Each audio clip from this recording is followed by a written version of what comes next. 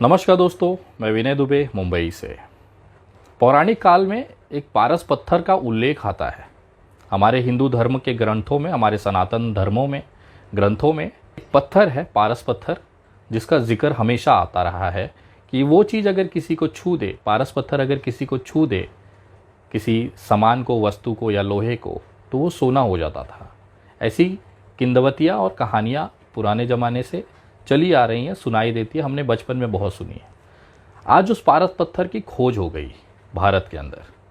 आपको सुन के आश्चर्य लग रहा होगा कि ये विनय दुबे आज किस मुद्दे पे बात कर रहा है। जी हाँ, मैं एकदम सही मुद्दे पे हूँ और ये जानकारी आप लोगों को बताना बहुत ज़रूरी था। कल शाम मैं बैठा हुआ था तो ये पारस पत्थर का मुझे ख्याल आया। आज भारत के अंदर वो पारस पत्थर का नाम है मुसलमान।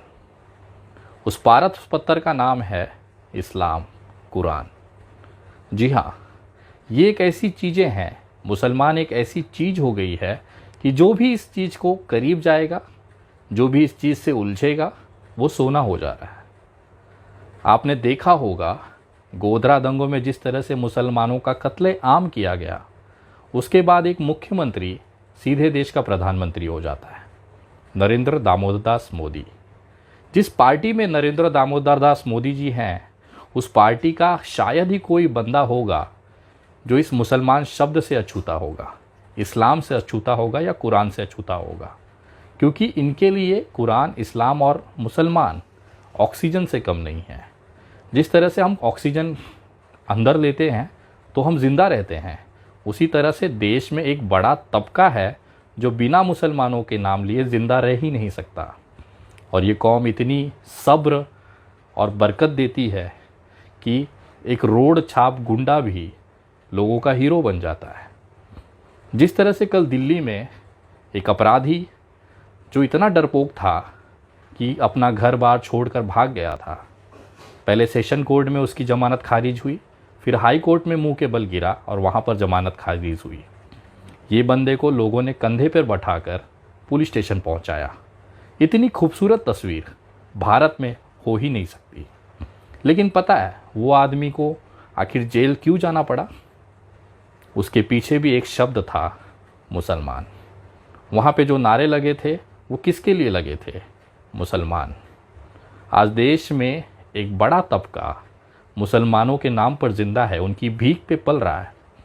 अगर वो व्यक्ति मुसलमानों को गालियाँ ना दें, मुसलमानों को अपशब्द न कहें, तो शायद ही कोई कुत्ता, सड़क चलता हुआ खुजली वाला कुत्ता, इनको इज्जत दे।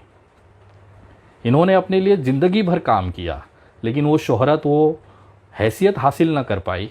लेकिन जैसे ही उन्होंने मुसलमान शब्द का इस्तेमाल करना शुरू किया, वो आज हीरो बनकर घूम रहे हैं। बाकी सब तो छोड़ दीजिए, एक इंसान जो विदेशों में पढ़ाई किया, जो अच्छे संपन्न परिवार से है, इस्लाम ने उसे भी सन्यासी बनने पर मजबूर कर दिया। मैं बात कर रहा हूँ गाज़ियाबाद के उस दलाल, उस असामाजिक तत्व यति नरसिंहानंद सरस्वती की। ये व्यक्ति खुद कबूल कर रहा है कि केवल इस्लाम और मुसलमान के खातिर ये बंदा सन्यासी बन गया। सुनिए जरा। और सन्यासी भी मैं केवल इस्लाम के जिहाद से लड़ने के लिए बना हूं, वरना सन्यासी बनने का मेरा कोई उद्देश्य इस धरती पर नहीं था। ये तो ताकत है भारत में इस्लाम, कुरान और मुसलमानों की, कि जो भी व्यक्ति मुसलमानों को या तो गरिया दे या उनके साथ हो जाए, वो हीरा हो जाता है, सोना बन जाता है। जैसे पारस पत्थर होता है कि इस कौम को अगर आपने छू दिया तो आप हीरा बन जाओगे, सोना बन जाओगे। और यही शॉर्टकट आज पूरे देश में देखा जा रहा है। चूड़ी वाले के साथ मारपीट होना, चाहे कचरे वाले के साथ मारपीट होना, चाहे पानी पूरी वाले के साथ मारपीट होना, चाहे एक मसाला डोसा बनाने वाले दुकान पे एक छोटा सा कारीगर, सोचिए एक छोटा सा कारीगर जिसकी 150, 200, 400 रुपए की दिन की कमाई होती है, वो मुसलमान होने के नाते एक ग्रुप को लगातार मीडिया में चर्चा में बना देता है।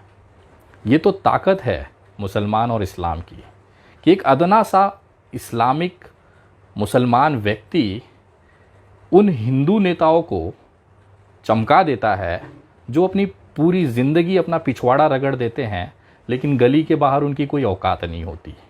लेकिन जैसे ही वो किसी मुसलमान को छू देते हैं, वो राष्ट्रीय चेहरा बन जाते हैं, हीरो बन जाते हैं। दिल्ली में जिस तरह से कल एक अपराधी को कंधे पे बिठा के घुमाया गया, वो कहीं ना कहीं उसके पीछे एक मुसलमान का ही हाथ है।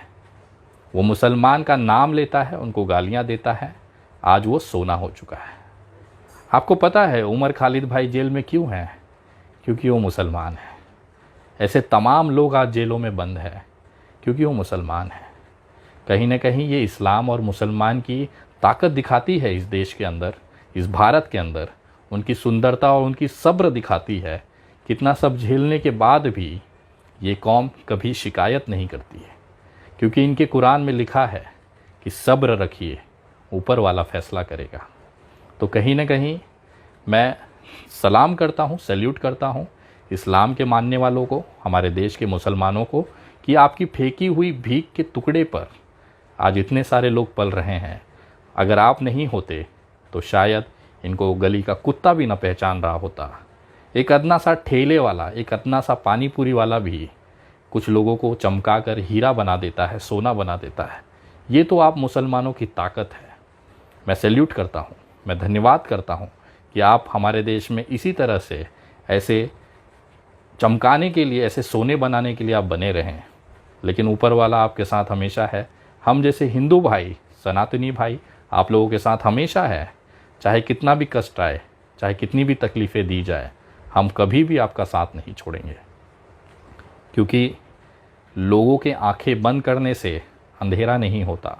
और ये जो चीज़ें लोग आज मुसलमानों को मारपीट कर रहे हैं, लिंचिंग कर रहे हैं, उनको गालियां दे रहे हैं, इसका फ़ैसला बहुत जल्द ऊपर वाला करेगा। क्योंकि इनके नहीं चाहने से सूर्योदय नहीं होगा, ऐसा नहीं है। आज अंधेरा है, भोर हो चुकी है, अगले कुछ पलों में सूर्योदय होगा। ये चाहे कितना भी अपना पिछवाड़ा रगड़ लें, ये भारत में सूर्योदय होने से नहीं रोक सकते। नरेंद्र मोदी जी आए और चले भी जाएंगे, बहुत सारे नेता भारतीय जनता पार्टी के आए और चले भी जाएंगे। ये देश चलता रहेगा, बिना नरेंद्र मोदी के भी चलता रहेगा, बिना योगी आदित्यनाथ के भी चलता रहेगा, बिना उद्धव ठाकरे के भी चलता रहेगा, बिना ममता बनर्जी के भी चलता रहेगा। ये देश हमेशा चलता रहेगा। और जिन लोगों को लगता है कि बिना नरेंद्र मोदी या बिना अमित शाह के देश चलना नामुमकिन है, तो कृपया इसी समय नरेंद्र मोदी जी की धर्मपत्नी को देख लीजिए। बेचारी 40 साल से सकुशल अपनी ज़िंदगी जी रही है। तो ऐसा भ्रम अगर ये पाल के बैठे हैं कि बिना मोदी के देश ना चलेगा, तो उनकी पत्नी को देखकर आप ज़रा सीखिए। ये समय है, बदलेगा ज़रूर। और इस्लाम, मुसलमान और कुरान को ख़त्म करने वाले कितने ही आए और चले गए। मैं धन्यवाद करता हूँ, सल्यूट करता हूँ मुसलमानों के उस सब्र को, जिन्होंने अपने इस्लाम में, अपने कुरान की उसकी नियमों को उन्होंने पाला है और अपने अंदर सब्र रखा है। ऊपर वाले पे यकीन रखिए, अल्लाह पर यकीन रखिए, प्रभु श्री राम पे यकीन रखिए, क्योंकि कण कण में ये बसते हैं और कभी भी गलत नहीं होने देंगे। इनकी लाठी में कभी भी आवाज़ नहीं होती। सबका फल यहीं पे मिलेगा। जिस तरह से बाबरी मस्जिद के शहीद करी गई, आज देखिए लाल कृष्ण आडवाणी की क्या हालत है। मैं भगवान से दुआ करूँगा हमेशा नरेंद्र मोदी जी को भगवान लंबी उम्र दे, ताकि वो अपने आँखों से इस देश में जो नफ़रत इन्होंने बोया है उसकी खेप समाप्त होते और अपनी दुर्गति होते वो ज़रूर देखे, जैसे लाल कृष्ण आडवाणी देख रहे हैं। भगवान आप लोगों को लंबी उम्र दे, शतायु बनाए, ये कामना मैं करता हूँ। तमाम मेरे इस्लामिक भाइयों को, मुसलमान भाइयों को विनय दुबे की तरफ से सैल्यूट है, सलाम है। जय हिंद, जय महाराष्ट्र।